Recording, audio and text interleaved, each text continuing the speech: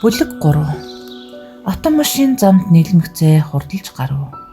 Замын хоёр хажуугаар өндөр сүлэг улаангууд омог бардам дүртэй игнэн зогсох ба уян игний хоорондын зай тасарсан нь агваахтайны гунигт үлмэр болоо. Энэ тухай би хүмүүсийн ярианаас олж сонссон билээ. Бид орон зайг зүсэх мэт довтлон туулж байвч энэ шилжилт эцэс төгсөлгүй мэт санагданаа. Ингээд энэ машиныг хэрхэн яаж бүтээдэг юм бол ийм удаан хугацаанд эцэс цуцхыг мэдэхгүй ингэж хурдан довтолсоор гих сониуч бодол толгойд орж ирлээ. Энэ бодол тэрүүхэн долоо сарниж харин замын хоёр талаар харагдж өнгөрөх өдөө талын үзэсгэлэнт байгаль миний сэтгэлийг бүрэн эзэмдэж нэн сонин зугаатай явлаа. Эхний мил хагаст би эмэгтэй өвөр дээр сууж явсан.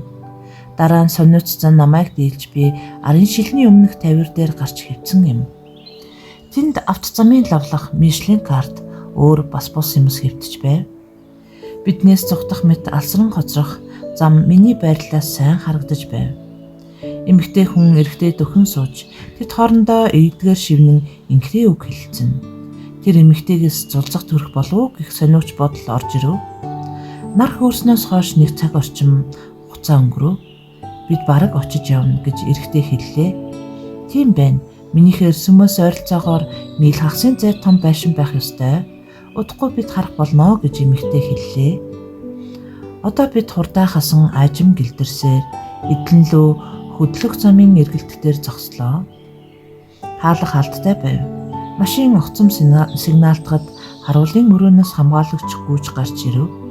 Тэр машин дөхөж ирээд намайг харснаа сая таньж онгойлгож өглөө. Ямар нэгэн асуудал авлаагүй. Хаалга шууд нээсэнд би дотроо гахсан. Би эдэн лөө ороод явж ороход машин цуугаа намайг хамгаалагч удаан харснаа сая танилаа. Хаалга байдаг. Харуу суудгийг би одоо болтол мэдэхгүй бодоход миний амьдрал ямар өчөөхөн хүрээнд байсныг би ухаарав.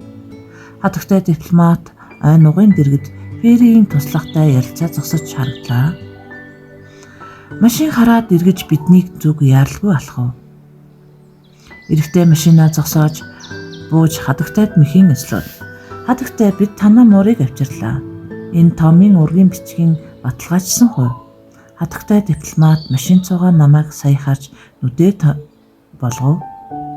Түүнийг торон чингэлэг суулгах хэрэгцээ гараагүй юу гэж асуулаа. Ямар хэрэгтэй гэж хатагтай. Бид хамтдаа байх хугацаанд тэр үгнээс нэг ч гараагүй. Дуулууртай байсан. Үлгэр жишээ сайн муужгаа гэж эрэхтэй онцлоод тэр гайхалтай зөв хүмүүжлэлтэй бодгаал гэж нэмж хэлв. Намайг магтахыг сонсоод би улааж буйгаа мэдэрсэн. Үннийг хэлэхэд би эрэхтийн хэлсэнтэй саналд нэг байсан болохоор талархал илэрхийлж мяу мяу гэж хуржигн дуурхаас ичиж заваагүй. Дипломат хатагтай цэцэрлэгчийн тусах руу эргэж байр руу явж Альбертон хатагтайд хэл тэр яг одоо надад хэрэгтэй байна гэлээ. Модны цаанаас манаачин муур чанга дуугаар "Хүй, чамайг хаана байгасныг би мэдэж байна. Бидний хэсэг муур чиний хувьд тийм ч найр нөхөр биш ээ. Чамд ээлдэг соёлтой хүүгүүд хэрэгтэй гэлээ." Машин цугаа бүсгүй үнийг сонсоод "Бурхан минь, энд бас муур Фибиг муураас хол байлгах хэрэгтэй шүү" гэлээ. Дипломат хатагтай газар хэвтээ савааг нүд өрмөхийн зур шүүрэн авч шидэв. Саваа манаачин муураас Путин зайд унсан юм. Хаахаа гэж доктор энийгээд "За чи 6 дюймын цаанаас хогийн шүрээр сүмийн хонх онохгүй эмгэн шүү дээ" гэж хэлээд гүйтэр гүйж одлоо. Би санаа зовсондоо дахиад л улаасан юм. Муурын үг үнэхээр зогсохгүй байсан. Байрны өмнөх цэцэрлэгийн зүгөөс хатагтай Альбертон байдаг хурдаараа бидний зүглэн асууя. Түүний царай баяртай гэрэлтэж харагдана. Илдгээр мэдлээд түүний гар дээр би өсрөн бууж түүнд хичнээн хайртай болох хэрхэн сансан өнгөрсөн хугацаанд ямар үйл явдал болсон талаар өгүүлж гарлаа. Нэг хэсэг бид салж чадахгүй хамт байсан.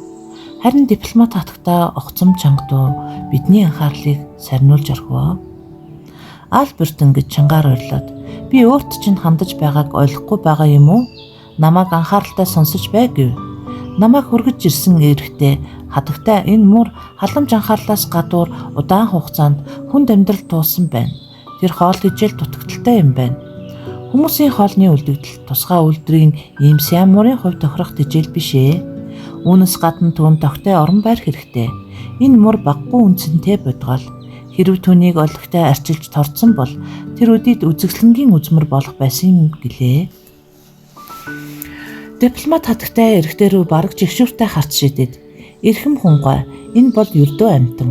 Гарсан тооцоог би танд төлнө. Харин юу хийхийг надад заах гэсний хэрэггүй гэв. Хатагтай таны үн төмчийг хамгаалах үднээс л ярьж байна гэж эрэгтэй хэлэхэд дипломат хатагтай түүний яриаг таслан тооцооны хуудас руу анхааралтай ширтэж жагсаалтыг хараад тагнаа тогшиж зогслоо. Дараа нь цүнхээ онгойлгож чекийн дэвтэр гаргаад нэг хуудас бүглэж эрэгтэйд өгөв. Үүний дараа дипломат хатагтай ёс журмыг үл хэрэгсэн огцом эргээд салж одлоо. Ийм л байдалтай бүхнийг дэвчин амьдрах хэрэгтэй болдог юм да гэж хэмээн Альбертон хатагтай мөнөх бүсгүүд шивнэх шахам хэлхэн сонсогдлоо. Эрэгтэй эмэгтэй хамт толгой ойлгож буйгэлтгэн толгой дохиод яаралдгүй холдлоо. Би 7 хоног хэртээ энд байгаагүй билээ. Энэ хооронд баггүй үйл явдал болж өнгөрсөн байв. Энэ өдөр үлдсэн хугацаанд би ойр тойрныг сонирхон зугаалах зуур өнгөрсөн дурсамжаа эргэн санаж шин сэргийг болгонтой танилцж явлаа. Зарим үед миний хуучин найз алюминий мөчөр дээр тухлан суух, аюулгүй орчинд амарч хэвтгэд надад туйлын таатай байдаг байлаа. Оройн хоолнд нөгөө л хүмүүсийн хоолны үлдэгдэл. Тийм ч амтгүй байгаагүй. Гэхдээ үлдэгдэл бол үлдэгдэл. Бусдын хоолны үлдэгдлийн оронд надад зориулж ямар нэгэн хүнс худалдаж авдаг байсан бол гайхалтай багсан гэх бодол надад төрөв. Бүрий боллоо. Гаст нь намайг олмогцоо шилэн хүзүүнээс шүүрч аваад сарвч руу яран алхлаа. Хаалгыг хүчлэн татлан татаж онгойлгоод намайг харанхуй болонтой хайсан. Дараа нь хаалга хагдаж Гастон яваад өглөө. Би Францад төрсэн эмэгтэй морын хувьд Франц хүмүүс амьтдад туйлын хэрцгий хандхыг хангалттай харсан. Миний сэтгэл ихээхэн эмзэгэлдэг бөгөөд энэ байдлаа ил гаргаж хэлэхгүй байж төвчмээргүй байна. Өдөр хоногуд араараасаа зуурч цаг хугацаа өнгөрсөөр ажмаар миний бэлхүүс бүдэрч байнга л хэвтмээр хөдөлгөөн ажуу удаан болсоор байв. Нэг орой тэр үед би төрөх төгсөн байв. Нөгөө гайхал биеэр урдын адилаар намайг сарвчанд шагаалган хайж орхив.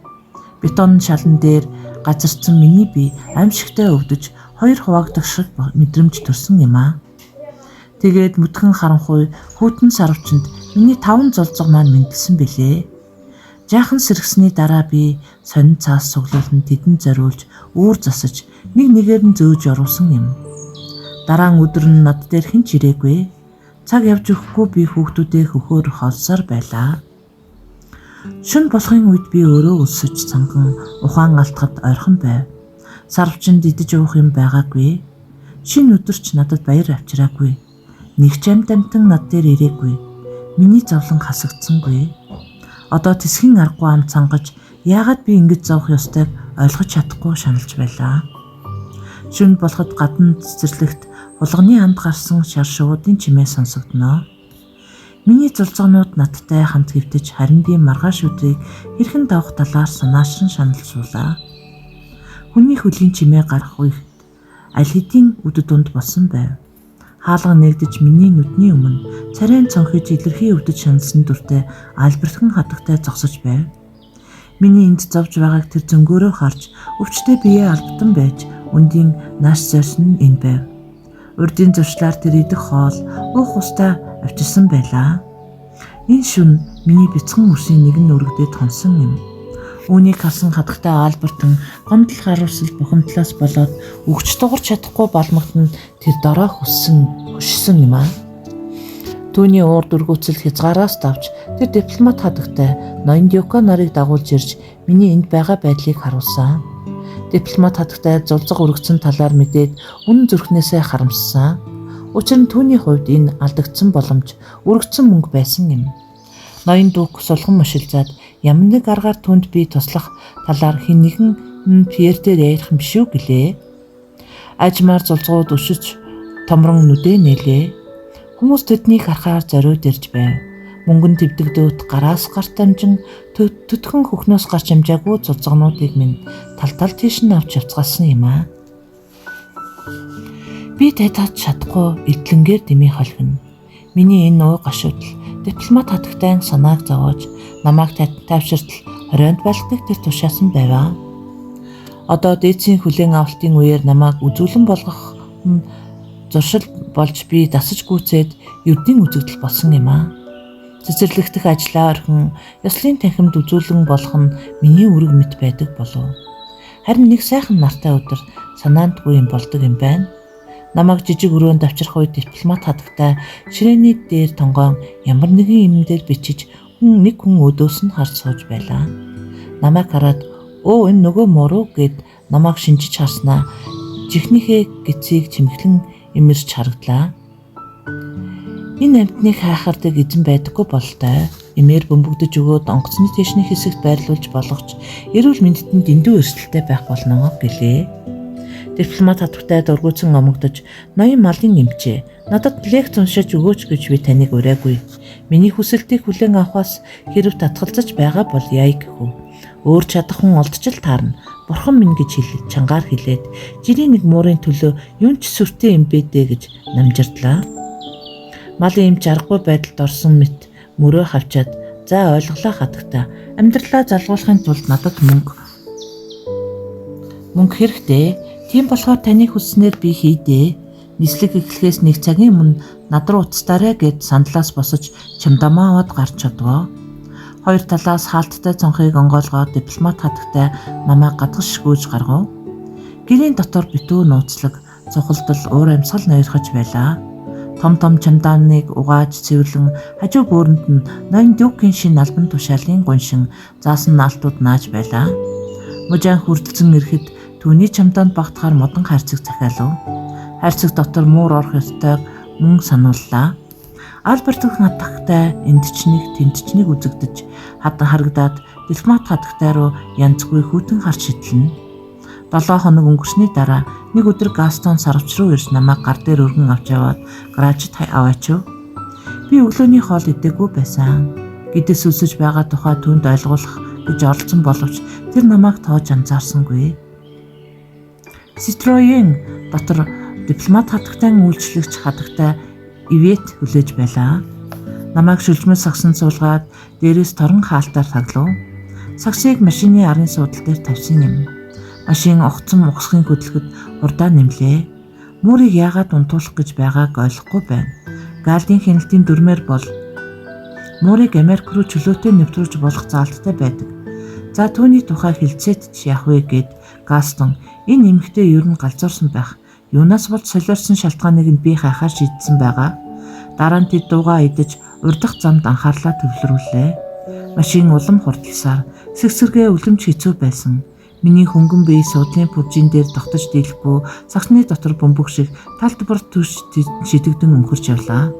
Хамаг чадлаараа хүлээ сунган сагснаас шүдэрээ зууж чадан ядан тогтож ухаан алдахгүй хичээж яваа. Цагийн баримжаа аль хэдийн алдагцсан.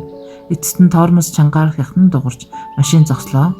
Гастон загсыг шүүрч аваад шатаар гүг шахам явж ямар нэгэн байранд оруулав. Сагсны ёроорч ширээ цохин мэдрэгдэж толгой дээрх таг нэглээ. Хэн нэгний гар намайг хайрцагнаас гаргаж ширээн дээр тавилаа.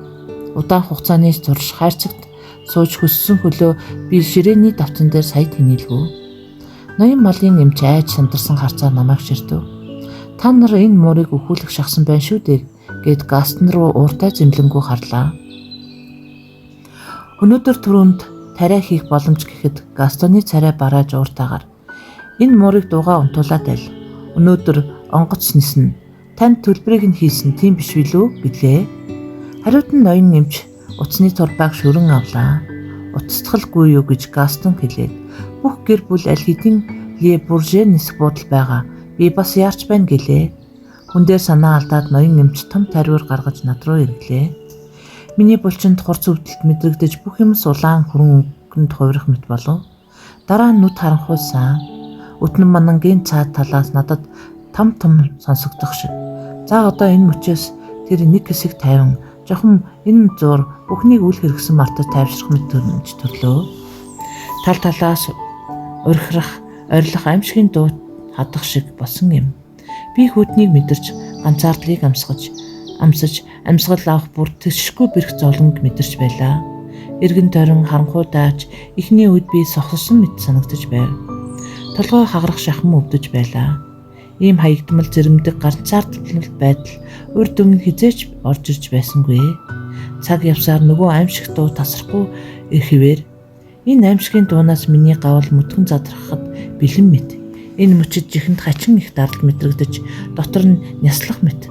Дуу гараад хөөж томроод эхлэх шиг санагдлаа. Аимшиг дуу улам могцом догшин болж хуйрав. Хайрцгийг хэн нэгэн авчиж олоодоход би тагийг мөргсөн. Дараа нь дахиад байдал давтагдлаа. Нөгөө аимшиг дуу намдлаа. Түүний оронд бетонын хавтан дээгүүр хурдлах давхих машины дуугүй чимээ санагдуулам өөр нэг дуугаар солигдлоо. Нэг хэсэг хугацаанд хачин шарчигнах чимээ байснаа гинэт намжив. Дараа нь барс өөр дуу гарч төмөр хаврилдах мэт. Дуу хүмүүсийн бүдэг яриа эцэст нь миний доор шаржигнах чимээ сонсогдлоо. Яг миний яг ард хангир жингэр хийх дуу гарч хүнд төмөр хаалга нэгдэн миний байгаа өрөөнд хідэн хүн орж ирсэн. Хүнд бадруун гараар хайрцаг савыг шүүрэн авч усан өнгөрөх эрзэн лөө тууцан дамжуулах руу шидлээ. Миний ээлж ирэхэд би агаарт нисэж эргэн хараг газардахыг бүх ясаараа мэдэрч байв. Миний доор ямар нэгэн юм хятнан шаржигнах дуу гарснаа пад миний аялал дуусах нь энэ. Нуруунд дээрээ хөвтөд хайрцагын агааржуулах нөхөр үчийн тэнгэрийг нэгэн хэсгийг харлаа. Дарих минь үүний дотор муур байна гэх дуу сонсогдлоо. За яалтай энэ бидний хэрэг биш гэж хэн нэгэн нь хариулав. Миний хайрцгийг хэн нэгний хүнд гар ив хавгүй шүрэн авч машин руу чулуудлаа. Миний хажууд дээр бас өөр хайрцгууд овоорсон байлаа. Машин асаж байрнаас хөдлөв. Өвчин шанал бэртлээс болоод би ухаан алдсан. Намайг нүдээр нэхэд тороор хамгаалсан жирийн нэг ламп нүд гэлзүүлэн хурцаар асаж байв. Арай ч хөл дээрээ босож ойр харагдах аягтай ус руу дөхөн очлоо. Ус уухад бас ихээхэн хүч чадал хэрэгтэй байдгийг сайн ойлгов. Амьд үлдэхийн тулд өөрийгөө албадан төвчээр заахад өшөө хичээл зүтгэл хэрэгтэй. Ус усны дараа би илт сэрглээ. Так так мэм гэх эсрэг дуу гарч та сэрчгсэн байх шив гэлээ. Дуу гарсан зүг рүү харахад намхан нуруутай хар эрстэн өгөн консервийн таг онгойлгож харагдлаа.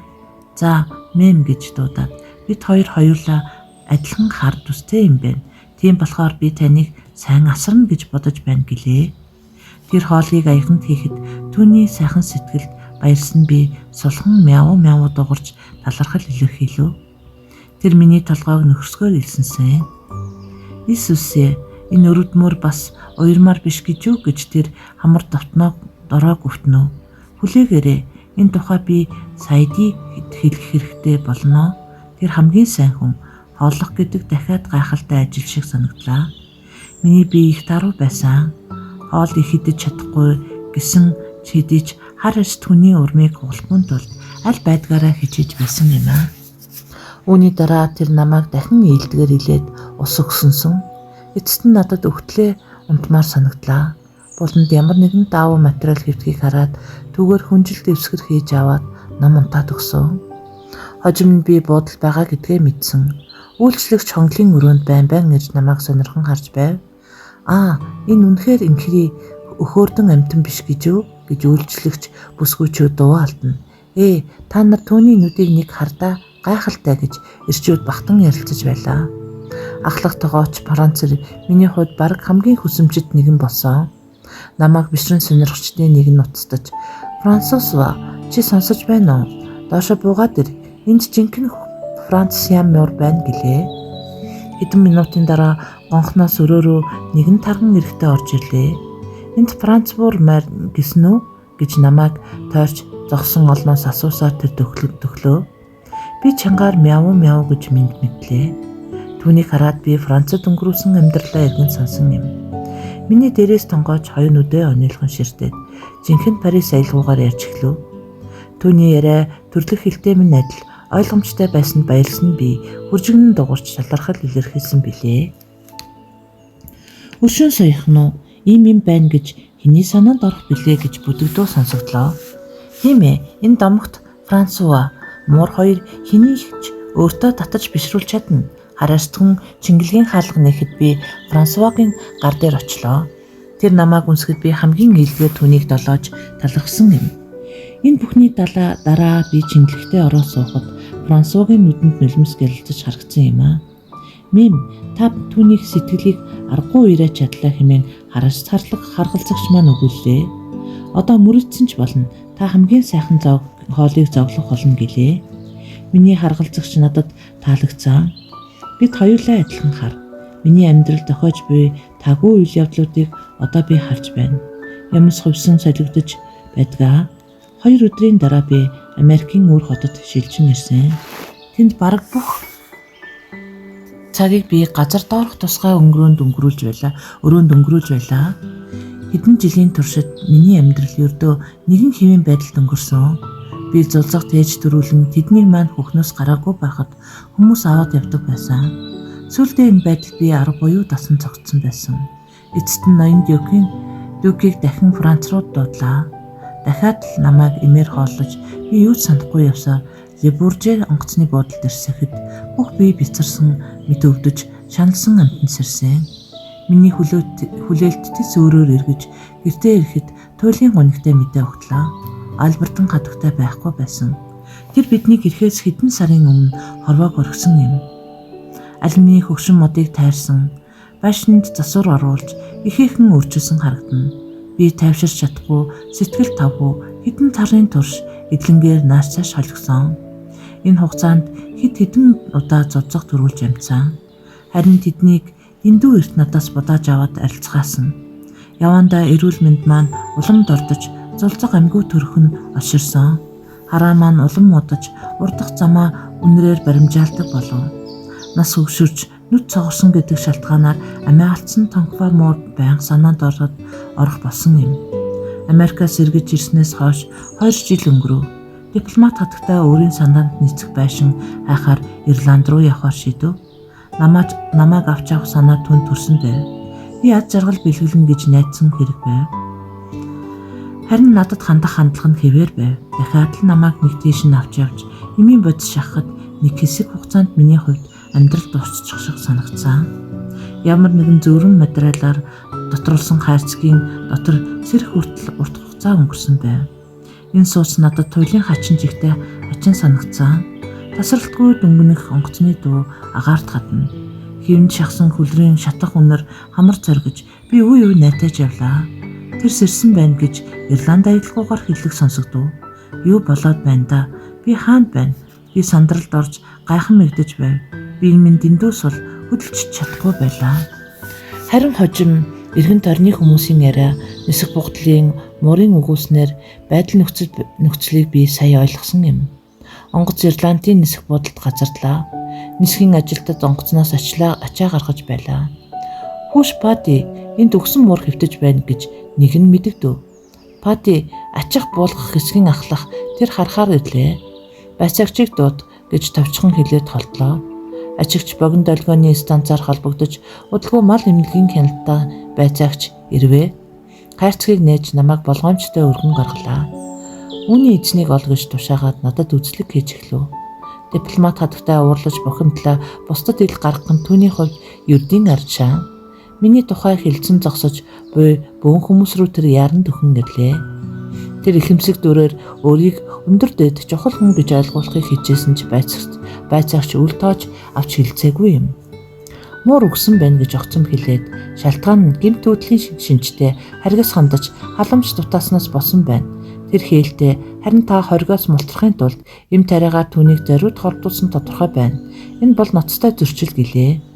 Үүнийг сонсон дипломат хатагтай уйлган дуурч хэрв ямар нэгэн шийтгэл илэрвэл түүний нөхрийн нэр төрд маш муугаар нөлөөлж болохыг тайлбарлахыг оролдлоо.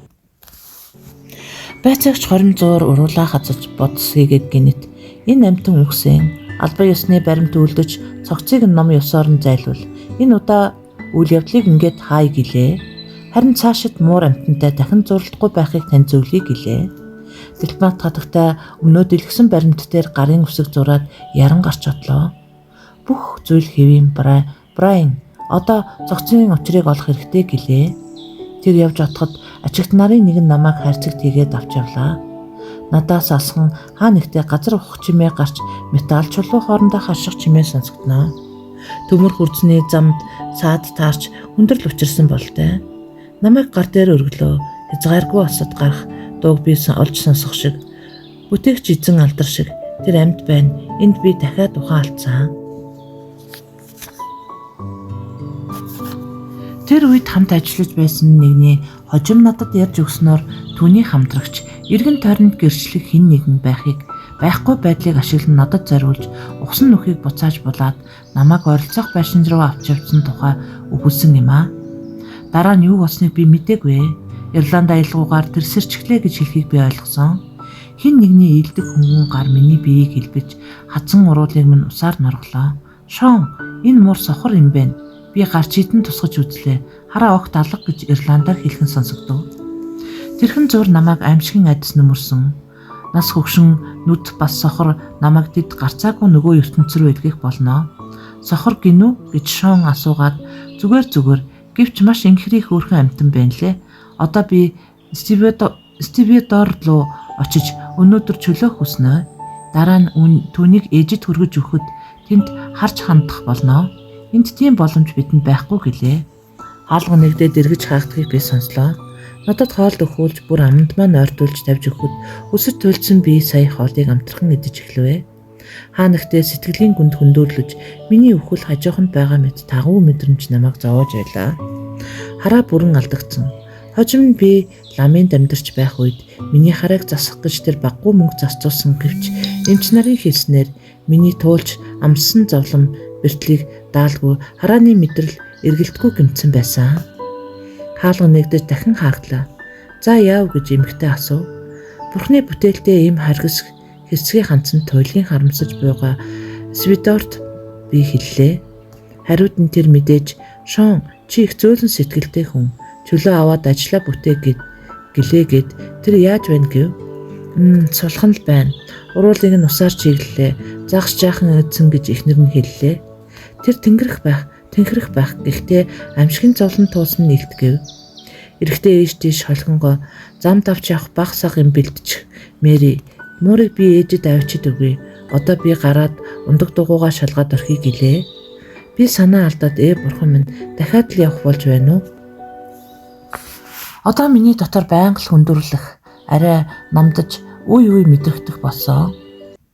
Миний эргэн тойронд сав суулганы харших чимээ гарч гал асаж байгаа сонсогдноо. Эцэст нь гэрийн эзэгтэй хаалга нээж цай бэлэн боллоо Шон хэмээн дуудлаа. Шон орж ирээд ширээн цуухын өмнө гараа угаах сонсогдов. Энэ явдлыг бид нуудлах ёстой. Хамгаалтын албаныхантаа зуралдаад димээ. Хэрэв муурыг хөл дээрээ босгоод ирвэл хожим түүний зулцог баггүй ашиг өгөх магадaltaй. Энэ амьтад ямар үнэтэй болохыг чи мэднэ үсттэй гэлээ. Хариулахын өмнө эхнэр хоёр удаа цай аяглав. Чиний ээж муурын талаар бүгдийг сайн мэднэ. Түүнийг эмчилж босгох боломж хэрэг байгаа бол тэр гарцаагүй чадна гэлээ. Одоо хүмүүс ажлаас бууж ирээгүй дээр хурдхан явж үзгэлээ. Мэдээж ойлгомжтой гээд Шон сандлаа зайлуулж ширээний араас босов. Тэд над руу дөхөж ирээд харцгийг өргөж авч явахыг би мэдэрч байлаа. Харцгийг ачааны дээр тавьж хэрэггүй шүү гээд гартаа авсан дээр би уяагаар бүслээд үгүй. Дараа нь мөрөн дээрээ авахд амар энэ хөөрхөн амтан ямар жин дарах биш гэлээ. Ингээд Шон харцгийг уяанаас өргөж мөрөндөө өврөөд гэрээ орхин явлаа. Ирланд нутгийн хүтэн сэрүүн агаар харцгийн доторх орон зайг дүргэж далайн чиглэг уур амьсгал амьд бүхнийг сэргэнэ. Миний бие арай дэрсэнд мэдрэгдэж байв. Нөгөө зовир төвдөл бүрэн номдох янзгүй байлаа. Өмнө би хизээч дугуун дээр явж үзээгүй. Хөнгөн салхи харцгийн нөхсөөр чөлөөтэй нэвтэрч баг зэрэг зайлагдсан хөдлөх таатай. Өндөр модны мөчөр салхины аясаар үл мэдэх савлан ганхын нэгэн адил санагдаж байлаа. Яхнахтоо сонин дуурах сонин чимээ заримдаа анхаарал татаж явлаа. Эхлээд би хайрцаг салж унах гэж байна уу гэж бодсон. Харин дараа нь Шоны дугуйн судлалын пүрс дугарч буйг ойлгосон. Тослогоо хэрэгтэй болтой. Бид өгсөөр хэсэг тулж ирлээ. Шоны амьсгаа түргсэж дугуйн явдал удаашсаар сүлдээ бүр зогслоо. Бурхан минь, ямар хүнд хайрцаг вэ гэж дуу алдаад хайрцгийг суудал дээр тавьж суудал нэрээ хятансан дугуйг хөтлөн дүрж уулын налууд ажим өглөө. Эцэст нь зог төгсч хаалга онгойлгон дугуйг хашаанд нь төрж оруулав. Дараа нь төмөр мод харьцах чимээ гарснаа хангир жингэр дугарч хаалга хагдлаа. Би хаана ирэх нь инвэ гэсэн төгшүүр бодол толгойд эргэлдэнэ. Миний үнэрч ирэхтэн цэцгийн сайхан үнэр мэдрэхэд би таашаан сэтгэл ялэмгүй тайвширсан юм аа. Чи юу аваад ирэх хүмүн гих настай эмэгтэй дуу гарлаа. Би танд энэ хөөрхөн амьтныг авчирлаа гэж Шон омог бардам хэллээ. Дугуйг хананд төшүүлж орхиод харьцгийг авч босгоны өмнө хөлөө арчаад ороод явчихв. Газар сунгаа шааш тавьчирсан байдлаар уртаа амьсгаа аваад ээждээ миний тухай бүгдийг ярьж өгсөн. Миний ойлгосноор хайрцгийн тагийг нэлээд оролдон байж салгаад хойш хайлаа. Нэгийнхэн хэсэг өрөөнд чимээ алдрав. Дараа нь хөөх энэ амьтан уу? Өмнө нь ямар гайхалтай бүтээл байсан болоо үсэн унаж шингэснийг хардаа арчилгаан дутагдсан илэрхий байна. Хавирга нь хэрзээгээд бүр турж орхиж амьтныг ийм болгоно гэдэг үнэхүү ичигдэр гих сонсогдов. Намайг хайрцагаас гаргаж шалан дээр тавилаа. Гинт хараагүй болно гэдэг ямар хэцүү гамшиг вэ? Эхний удаа итгэл муутай хідэн алхам хийхийг оролцсон. Юмыг очиж мөрөгч гээд туйлын эмгэнэлтэй. Миний байдлыг удаан харсан Шон ээжтэй. Ээжээ та юу гэж бодож байна? Түүнийг зүгээр ойлгомжтой юу гэхэд үгүй шүү хүмүн. Энэ үйлдвэрийн муур их ухаантай. Үнэхээр шүү. Хэрв чи санаж байгаа бол ангилд нэг удаа харснаа би ярьж байсан. Үгүй шүү. Түүнд боломж олго. Тэр аяандаа аргаа олно гэж гэлээ.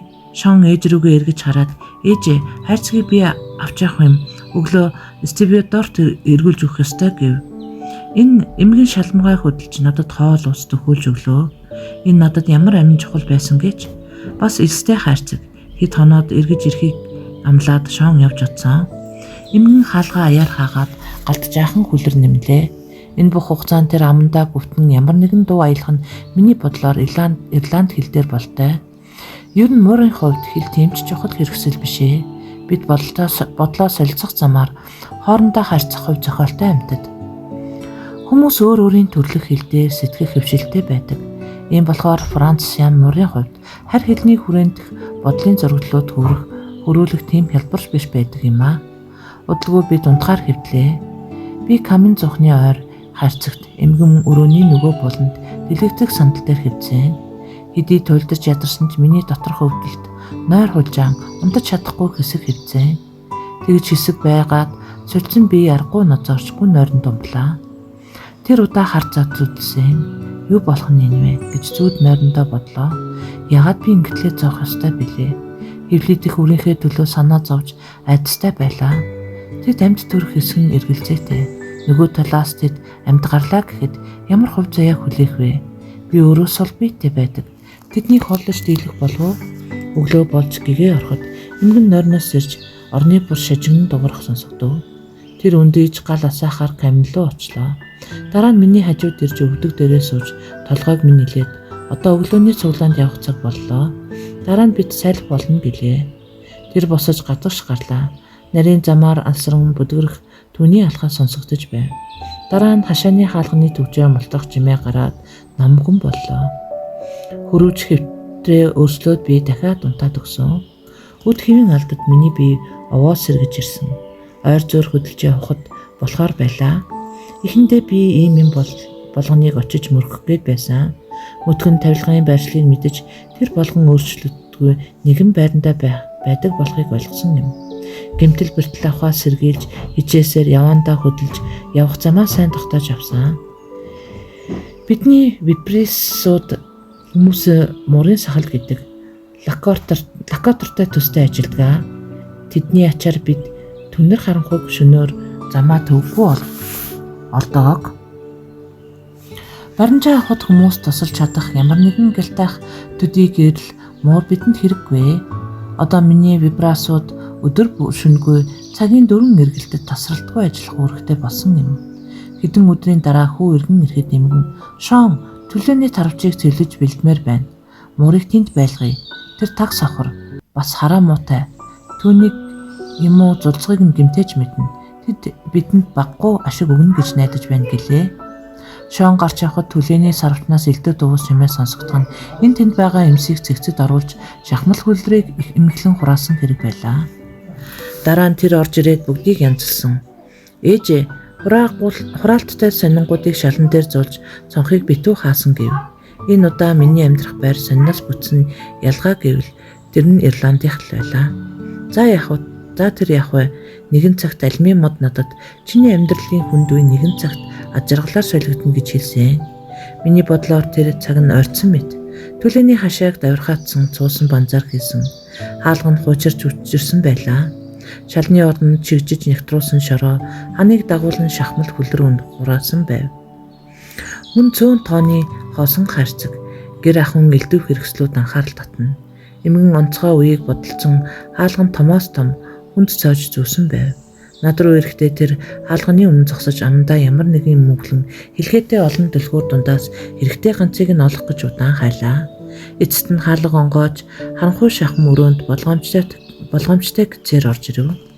Шон цонхыг нь янзалж багвалвч гэрэл ордог болохыг хүссэн боловч эмгэн шил авахд мөн хэрэгтэй.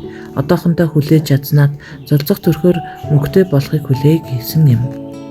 Бараан саарл өдөр хоногуд нэгэн хэвийн өргөжсээр надад идэх хоол уух усч байсан биеийн өвчин шанал байсаар л байв.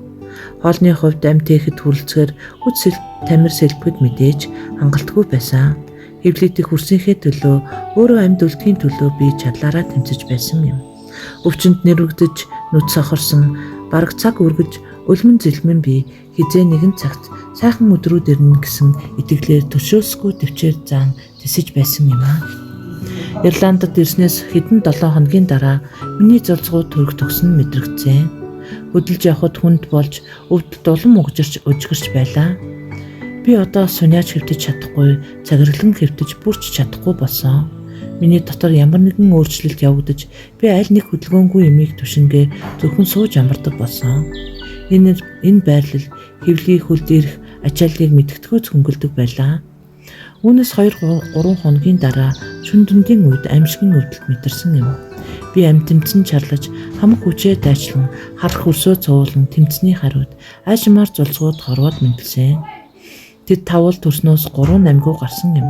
Ямар ч тамиргүй би хэдэн цагийн турш хөдөлж чадахгүй хэвтгэд бүхий би маань галын дунд орсон мэт санагдаж байлаа. За ингээд хоногийн тоомон дууслаа гэж бодогдсон. Гэвч би амьд өлдсөн юм. Өглөө нь сарвчанд орж исэн эмгэн амьгуу 3 зулцгийг хараад учир зүггүй уурлан элдв хараал урсгаж байв. Тэр уурсандаа хамгийн жигсмээр үхэлснээ гинэт ухаарч бурхан тандан мөршөөл гуйж байсан юм. Одоо 2 зулцгийн хамт дулаан гэрт орж сонины оронд арай зөөлөн дэвсгэр олдох гэж байх гэж би дотроо найдаж байлаа. Гэвч зөвхөн 2 зулцаг амьд минь төрүүлсэн эмгэн илэрхий дургуйцаж намайг жигшин үзэж ядаж байх шиг санагцсан. Эмгэн нэгэн удаа "Шон, энэ муур 2-3-7 хоногоос илүү тэсэхгүй байх. Орчмын хүмүүс Сиам муурын 2 зулцаг зарах тухай мэдээлмээр байна" гэлээ. Өдөр хоногоор бие минь суларч байв. Би өхийг хүсэж байсан ч 2 зулцгийнхаа төлөө санаа зовон шаналж байлаа. 2 зулцаг хөхнөөс гарах тунд өгөж байсан үе. Нэгэн удаа эмгэний хаалгыг гадна машин ир зоглоо. Сарвчин суугаа би бүхнийг олж сонсож байсан юм аа. Хашааны хаалга нэгдэж 2 хүн орж ирж нарийн замаар алхах тод сонсогдно. Гэрийн хаалга тошход эмгэн бараг шууд онгойлгов. Эмгтэй хүний дуу гарч "Сиам муурын зулцаг зарна" гэдгийг сонсоод ирлээ гэхэд "Тийм ээ, ор гэх эмгэний дуу гарав. Нэг хэсэг шимээ алдарсны дараа эмгэн хөлөөч ирсээ сарвчанд ирж нэг зулцах шүүрэн авч иргэж гарлаа. Хэдэн мөчийн дараа эмгэн сэтгэл дундуур өгүүлсээр дахин орж ирлээ. "Заавал чамайг харах хэрэгтэй юм байх" гэж хэлээд намайг уртаагаар шүүрэн авахд өвчнөөс болоод би өөрийнхөө явсан. Сэтгэл догдолсон энэргүй дүрээр тэр намайг тэрсээр гэрт орлоо. Намайг хэрхэн инхрээлэн дуудахыг би сонслоо. Дараа надад гараа хөргөж зөөлөн илээд ирэхдээ зулцгнуудын ихийг бас би давмаар байна гэлээ. Хэрэв эмчилж сувлахгүй бол тэр мөрдгөн өхнө. Санаа зовлтгүй ямар эрүү сайхан амтан гэж та нар итгэхгүй л байх гэж эмгэн хэлхэн сонсогдлоо. Энэний бодол зориуд анхаарлаа төвлөрүүлж түүний санааг би унссан юм аа. Энэ хүмүүстэй сайн ярилцаж чадвал ахиухан мөнгө салгах боломж байна. Эмгэн миний тухай амаа олохгүй магтаж, надад хичнээн хайртай болох, би түүний цорын ганц үн эрдэнэ мөн болох талаар уран ярьж, намайг харах зарах хүсэлгүй гэдгээ ч хэллээ. Би эргэж эрэхтэй рүү хараад түүнд би мүдхэн өхөн надад анхаарал хандуулж хэрэггүй. Харин миний зулцгнуудыг харж хандахыг хичээнгүйлэн гуй гэлээ. Эрэхтэй эргэж эмгэн рүү хараад хэрв зөв ойлгосон бол та хоёр зулцг байгаа гэсэн үү? Эмгэн нотол толгой дөхөв. Үүний дараа эрэхтэй шийдмэг өнгөр би авахар бол гурвуулангийн л хамт авна. Эсвэл нэгийг нь ч авахгүй гэлээ. Энэ үед эмгэн тэнгэрт хадсан үн хэлэхэд би гайхан балмагдав. Эрэхтэй за би зөвшөөрье. Та бэлтчих. Аваад хурдхан явах хэрэгтэй байна гэлээ. Эмгэн баялсан дүрээ нуух гардуусан мөнгийг дахин шалхахаар өрнөөс яран гарлаа. Удалгүй хоёр зулцгийг эрэхтэй эмэгтэй хоёрын авчирсан тусгай сагсан суулгалаа. Эмэгтэй машины арын садал сууж намайг гар дээрээ авсан. Зулцгатай сагсыг урд суулгаж эрэхтэйн дэргэд байршуулв. Машин айжмаар болгоомжтой хөдлөлөө. Өнөөдөр малын эмчрээбийг дагуулж Пипиг яралтай үзүүлэх хэрэгтэй гэж эрэхтэй хэлэхэд тэр хүн дээр өвчлсөн илэрхий байна. Гэртээ ирэнгүүт шууд эмч дуудъя. Зулцгуудыг түнтэй хамт өвжүүлж болох уу? Чи юу гэж бодож байна? Үлдээх нь зөв. Тэднийг салгаж хэрэггүй. Би биенээ өгүүлэх болно гэж эрэхтэй хэлв. Тэр машина болгоомжтой нямбаа жолоодож явсан болохоор би онцгой өвдөлт мэдрээгүй. Яг энэ үед алюминий модны хэлсэн чи ад жаргалыг мэдрэх болно Пипи гэдэг үгийг саналаа. Нэрийн тэр ад жаргал одоо ирж байгаа юм болов уу гэж бодгцсон. Мэлээр газар хороосоор дараа нь хурдаас харуулж огцон мэргэлтийг өнгөрөөд толгоо өдөгсөж гарав. За бид гитээ ирлээ морнууд минь гэж эрэхтэй хэллээ. Мотор ундрахад тэр бууж зулцгатай сагсыг гэртээ орууллаа. Эмэгтэй намайг аль болох зайлахгүй гिचэн машинаас болгож хідэн шат өгсөд гэрт орлоо. Ямар их ялгаа, ямар өөр орчин бэ? Энд би хүмүүсийн хүсэн хүлээсэн амтан мөн болохоо шууд ойлгосон. Алюминий мод алдаагүй байна. Гэвч би минь сулхан байсан.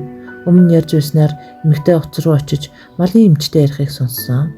Дараа нь тэд талархад илэрхийлээд уцаа тавьсан юм. Тэр мүдхэн ирэхээр боллоо гэж эмэгтэй хэлв. Мис ажилбарын тухай амьдралын төлөө удаан хугацаанд хүргэжсэн тэмцлийн талаар энд тоочхыг хүссэнгүй. Товчхон хэлэхэд хугацаа алдаж томорсон савны хавдрыг ахуулж амж гарсан. Сав ахуулах мэс засал хийлгснээс хойш дахин зузах тээх төрүүлэх зовлонгоос нэг мөсөн ангижирсан юм аа. Эрэхтэй эмэгтэй хоёр өдөр шөнөгөө миний дэргэд сахиж байсан. Мис ажилбарын ажилбар туйлын хүнд миний амь утганы эрдэн дээр байсан юм. Одоо би жинхэнэ гэртээ байгаа болохоор миний мэдрэмж шал ангид амьдрах хүсэл иргэн ирсэн. Үргэлжлэл би